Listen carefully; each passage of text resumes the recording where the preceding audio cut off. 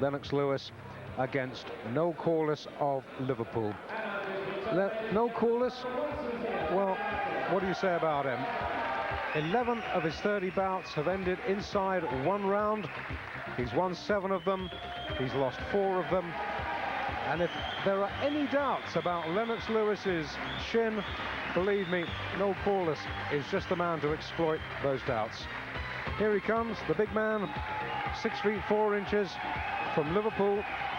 Only 27, but he seems to have been around for years. And he's brought a few down from Liverpool with him, Jim. Yeah, Noel Corliss is what we call in football terms a giant killer.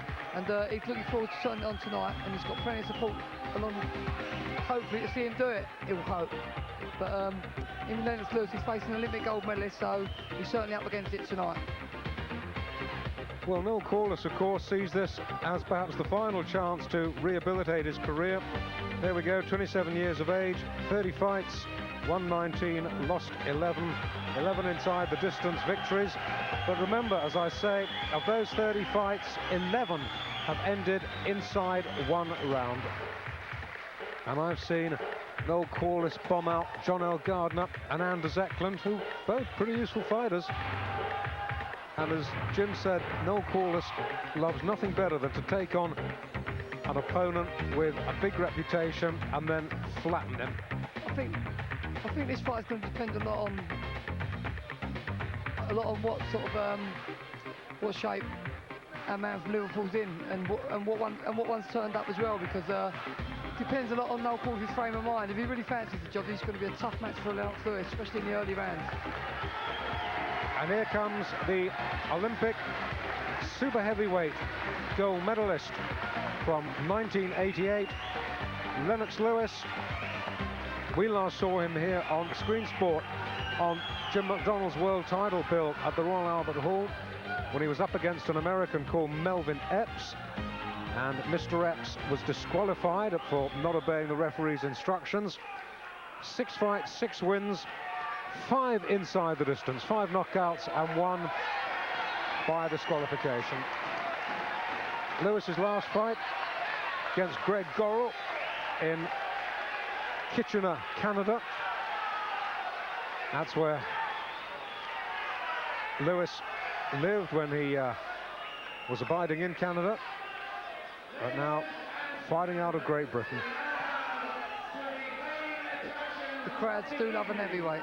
Promoted by Matchroom and sponsored by Storm Seal, a heavyweight contest over 6 rounds, each of 3 minutes duration.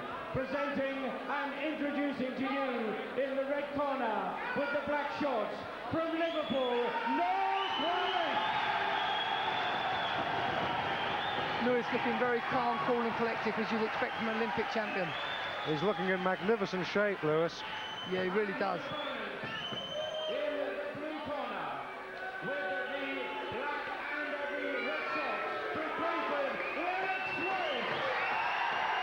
And also not short of a supporter or two here tonight either. The fans are really waiting for this one. The heavyweights think to do something that us light boys can't do. There's a wonderful atmosphere. We've got a lot of well-known fighters in the audience. Duke McKenzie, former world flyweight champion. Mark Reefer, we'll be seeing him in European title action before too long.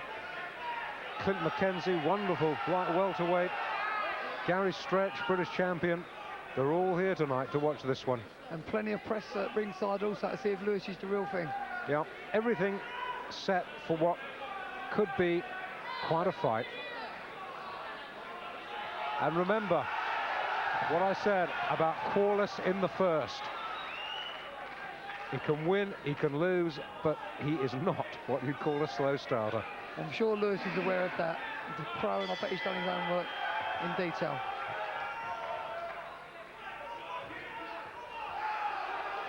Corliss will be looking to get right into it from the off and land a big left hook, which is one of his favourites. It surprised me, Jim, that this fight only scheduled for 6 rounds, because Corliss knows that at 6 rounds he's not going to have any worries about stamina. He can go put his foot on the gas and go flat out right from now. That's for sure. In fact, it could favour Corliss more so than Lennox. That's right, exactly. Lewis misses with a big right. Don't get the idea Corliss is just a banger. He can box a bit as well. Yeah, he's known to be a bit smart sometimes when he wants to be. He's a sort of latter-day Billy Aird. We remember that canny scouse when he was in the ring. Corliss maybe a chip off the Billy Aird block. Just tried his right hand for size there on Lennox Lewis's chin.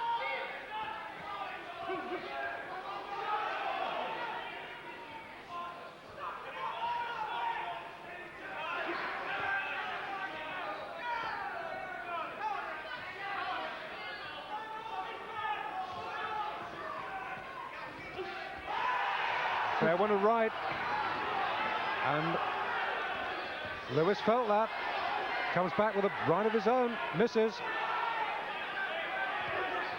Lewis smiled when that Corliss right connected, Jim, but he felt it. Yeah, I'm sure he did. There was a lot of speed and power that went into that one, and Lennox has got to be very alert, especially in this opening round. Looking very casual at the present moment. I've always said I'll reserve my judgment on Lennox Lewis until somebody hits him. Corliss landed a pretty good shot then.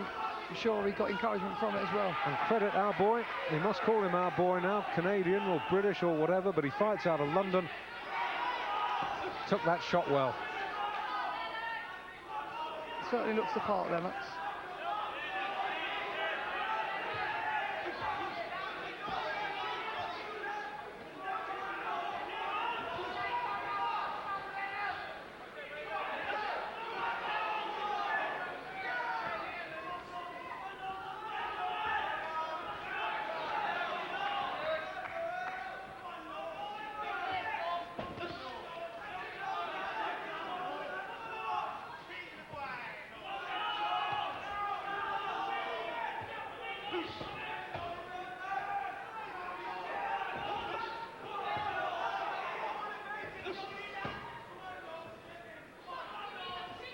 With someone of Lewis's magnitude, it's not just a case of winning, it's a case of looking good doing it as well. And that's what he'll be looking to do tonight. That's absolutely correct. He's had a very ambitious program mapped out for him, which I'll tell you about between the rounds. But let's go back with Noel Corliss into his corner.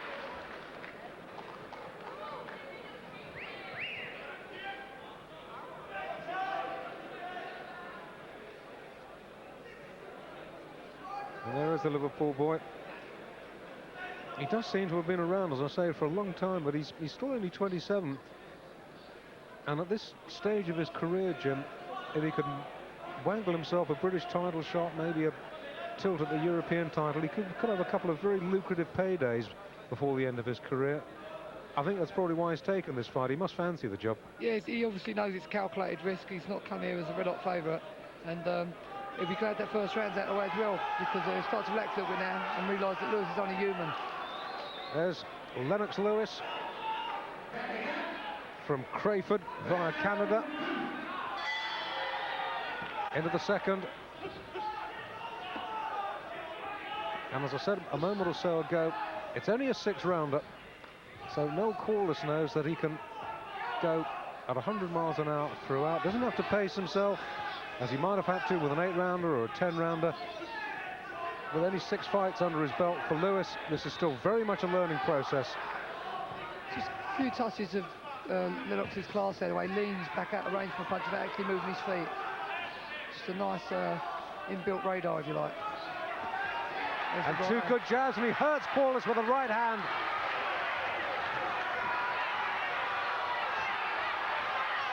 Corliss down.